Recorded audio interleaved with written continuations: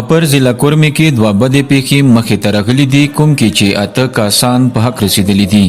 یوه پیښه شلوزان سیمه کې او بله پاک افغان پولیس سره نږدې تری مانګل علاقې ګورنمنټ های سکول کې شوي، کوم کې چې 9 کسان شهیدان شوي دي.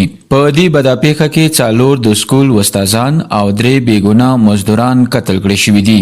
د علاقې مشرانو د دې بدې پیښې سختو الفاظو کې غندنه کړي او حکومت نه یې قاتلانو ته سخته سزا ورکولو مطالبه کړې ده.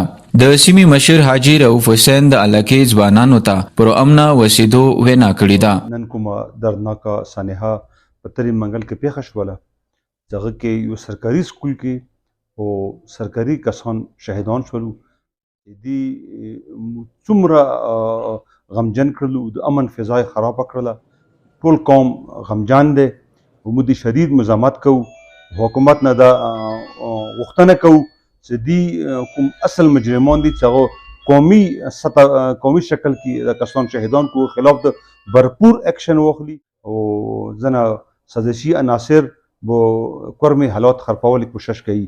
دا هغه خلک چې مخکې 2007 کې کورمي فضای خراب کړی و او کورمي ته اور لګولو، نن مغه عناصر دوباره دغه وکې کې ملوث دي، لسونه وینو سره ککړ دي او لایمو نوجوان تعلیم یافته دي، هغه په حالاتو باندې پیږي.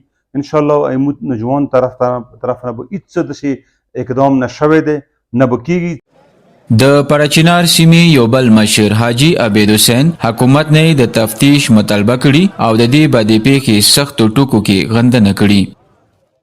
ضلع کوروم کې کوم 2 واقعې پیښې شوي دي، مو د اردو بھرپور مزاحمت کوو، سره حکومت نه او ادارو نه دا مطالبه کوو چې د اردو واقعاتو کوم مجرمان دي هغه د ونیوللی شي، هغوی ته د داسې سزا ورکړلی شي چې بیا هر څوک یاد ساتي چې کوم استادانو سکول کې وو هغوی دغو بچیو دپاره خپل کورونه پرېښلي وو، هلته لاړ وو او دا پرمیننټ استادانو د 19 ډیپټۍ پاره نه ورغلي، بلکې اول نه دوی مغو سکولو کې اډونه شوي وو، مالته کلونو نه هغو بچیو ته سبق خیال.